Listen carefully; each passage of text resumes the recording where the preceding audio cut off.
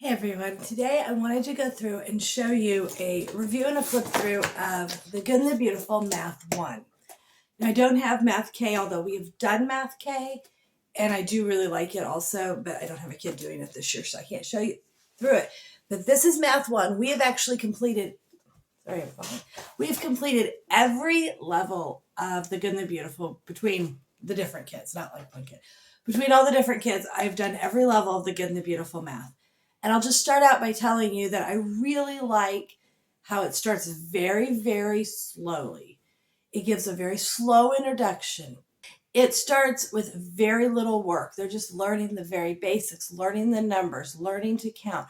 The work can take them maybe 10 minutes to do an entire lesson. And that's okay because your kindergartner is 5, maybe 6, and they don't need to sit and do an hour's worth of math. Same thing with Math 1. It's a little bit more, and they have a little bit more review, but it's not an hour's worth of math work, and that is okay. By the time they get to 4th, 5th, and especially 6th grade, it definitely gets more intense. In fact, we transitioned from The Good and the Beautiful Math 6 to Saxon Pre-Algebra flawlessly. Like, it has been a very smooth, easy transition to Saxon Pre-Algebra. So Math 6 leads directly to pre-algebra, which then puts your kid to taking algebra in 8th grade, which puts them with the ability, if you want, of them being able to take calculus in high school. So if you're thinking all the way through, you need to be able to take algebra in 8th grade in order to be able to have enough years to not have to double up somehow on math or speed through it in high school and be able to get to calculus. So if you're thinking that far ahead, there you go. But I do like how smooth and slow this is. I've seen a lot of moms online saying, oh, well, we do 3 lessons of math a day. I encourage you not to do that.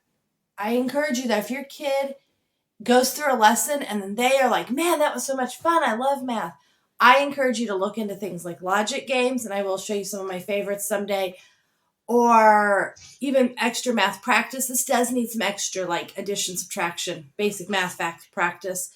Looking into something of that sort. As they get older, we like to teach them some coding. There's some neat coding games even for younger kids.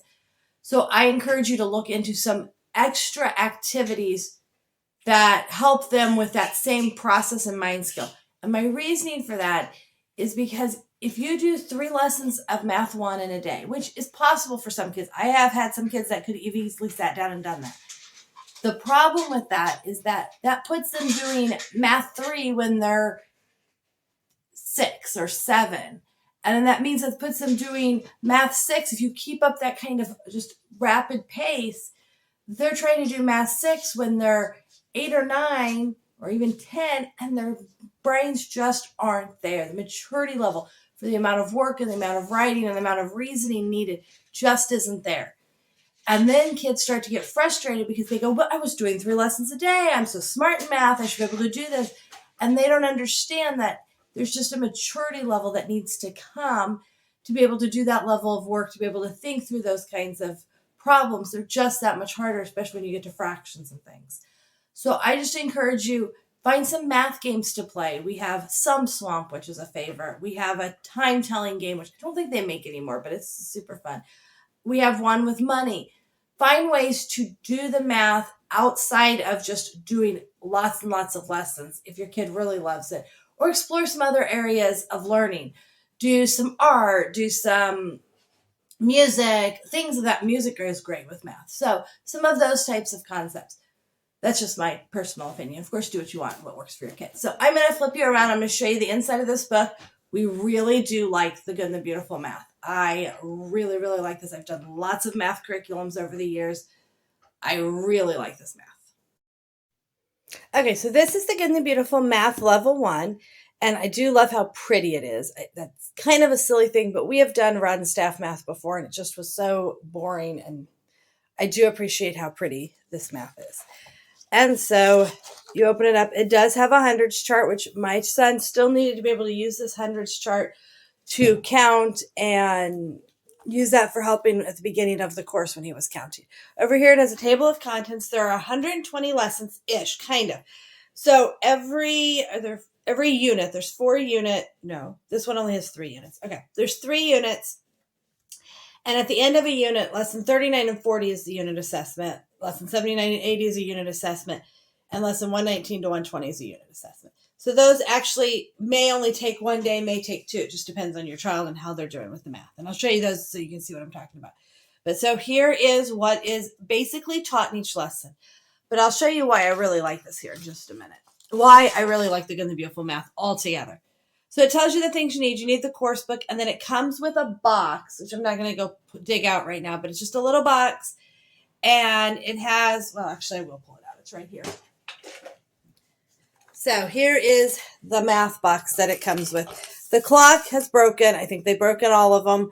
I just have a little, I think they're called like a Judy clock or something. I'll show you.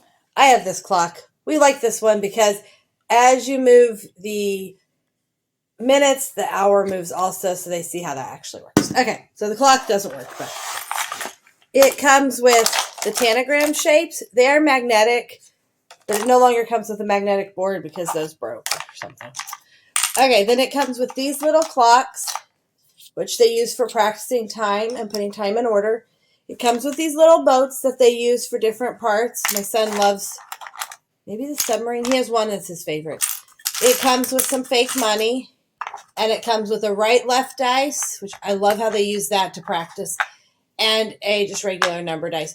We also add in, don't see the little brad. Oh, there it is.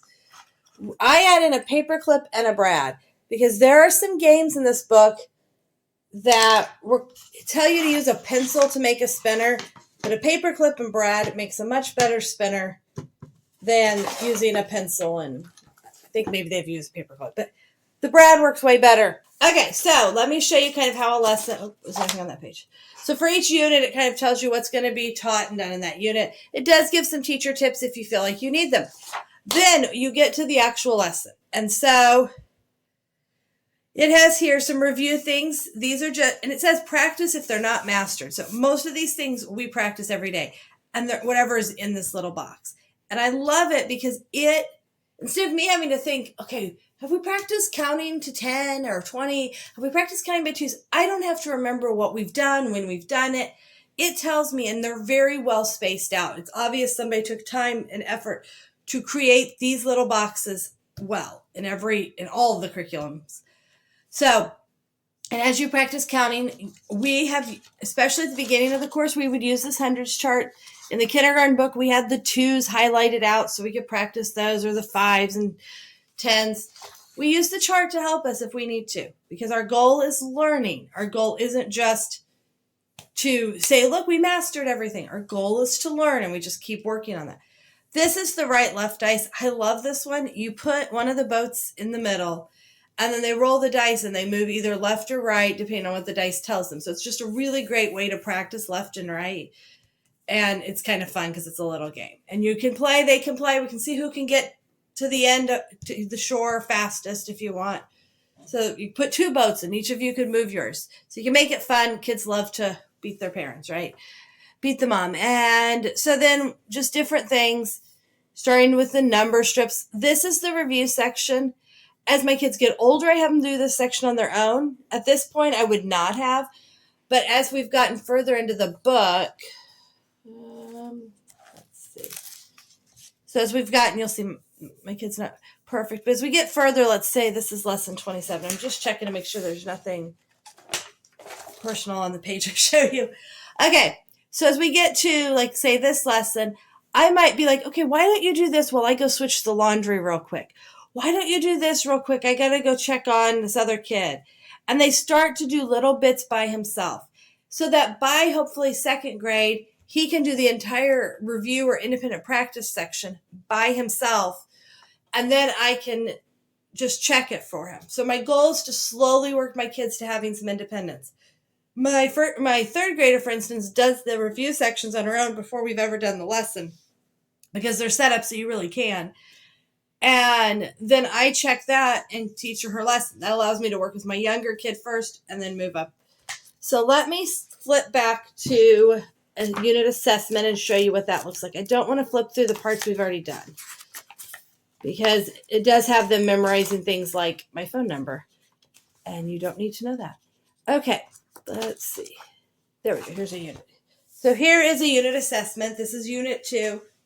And you'll see it's lesson 79 to 80. So what this is the oral section. You ask the kid these questions and see what they know or have them do. And then we get here and they do the purple section. And if they get the purple section right, great, they're good on that.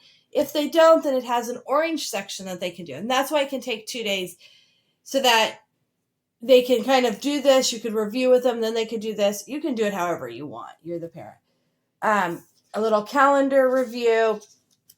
Let's see what else. Counting by twos, graphing, 1/2 and 1/4 fractions, quarters, counting by 25s. And then that's the entire assessment. And you ask these questions and then do those things. So, not bad at all. Let me flip and show you a few more. Let's see. We are in lesson 45. So let's go to here. We'll start at 48. And I'll just kind of show you some pictures, some kind of what the middle of the book. I guess we're not the middle yet, but towards the beginning type part of the book. But again, it has these little videos you can use to how to spell numbers, how to spell 4, 5, and 6. Love that. Then they practice writing 4, 5, and 6. This is one my kid's taking a little longer on. So when he writes 1, 2, and 3, I still help him spell it. It's okay. Counting backwards from 20. And then I love because it just says, read to the child. You read this. Every once in a while, something doesn't make sense and I have to stop and think about it. Usually it's the instructions to a game that they have built in. But we just read it and we just keep going and we read it and we're practicing dates and we're looking at calendars. And then clock practice. They have these pages, I don't know, maybe every 10 or I don't know how many. And it's just a great way for them to review the clocks, review telling time, without it being every single day. It is a spiral curriculum. So they've created a very nice spiral of introducing something, then practicing it a little more later, and practicing it a little more later. The benefit in my mind of that is they keep getting that little bit of practice all the way through so they don't forget how to do it. Also, they don't get stuck on a concept. Let's say your kid's really struggling with clocks and they have 4 lessons in a row that just do clocks. Well, if they're struggling to get that, then you feel stuck in the curriculum and you can't move forward. This way, it's like, okay, well, we don't quite get clocks. We'll come back to it. It will come back.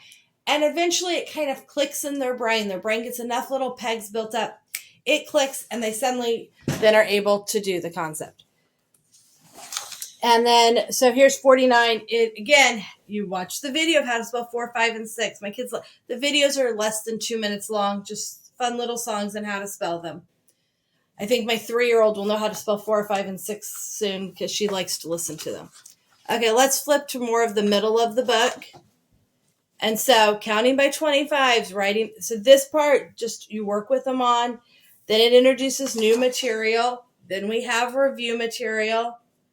And this is also part of the review. They have these little subtraction. Later they get multiplication mazes. These are just fun. My kids like these. It's just a different way of practicing it. I will say I don't think this curriculum has quite enough review in it of the basic math facts. So we've done a math review book before that just has math problems in it, flashcards, or we've also done something called Extra Math, which is a little app that they can click through and it helps them practice their math facts. So I do think it needs, unless your kid's super fast, it could use a little more practice with math facts. And then let's go towards the back of the book and learning to say numbers, learning to count backwards, subtracting 10. Let's see, what's this one? Subtracting 10.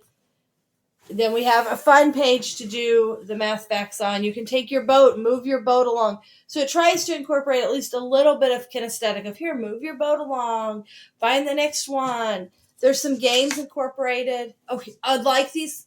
These little logic puzzles are so good. I remember doing these a lot last year in 2nd grade. With my kid that's now a 3rd grader. These are so good for making them think. They have little clues. Obviously, you probably need to sit with them depending on their reading level and help them read and reason it out.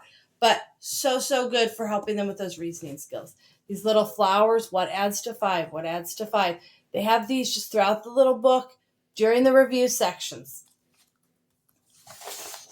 Let's see. Let's flip towards the end of the book. So another calendar practice. Again, quite a few things there that to use to do for the review. And then just ask questions, and we're practicing the calendar. The calendar's just introduced little by little, and they are slowly learning different parts of the calendar. What month is it? What month will be next? What month comes first? And even my 5th grader this year. Yeah, even she in 5th grade? Yes, she's in 5th grade. She still's doing calendar practice with how many days are in each month. Her little review book has those things. And so then you get to, we're doing subtraction practice and more review stuff. Does this one have 2 pages of review? No. And then we get to the last assessment of the year. The assessments are not meant to come down on your kid. They're just to help you figure out, what does my kid know? What maybe do I need to work on a little bit more with my child? And so that one's a little longer than the last one. But so that is the book. I'll kind of feel like I've shown you quite a few pages. I like how colorful it is. I like how easily laid out it is. I love how it tells the parents, read this, say this, do this. Even if you've never taught before, you can teach this curriculum. And then by the time they get to 4th grade, they have videos that teach them. So it makes it even easier on a parent that maybe has a lot of kids or maybe doesn't know all the math. The stuff's in the book, so you don't have to use the videos, but it also does have videos. So, The Good and the Beautiful, Level 1 Math. I really enjoy this math book. It's fun to sit down and do with my kid. It does not take a ton of time, but as they get older, it progresses very well. So, hope that's helpful. Let me know if you have any questions. Thanks for joining us today. Please leave a comment if you have something else you'd like me to talk about or you have any questions. Please hit the like button and subscribe to see more videos about what we do.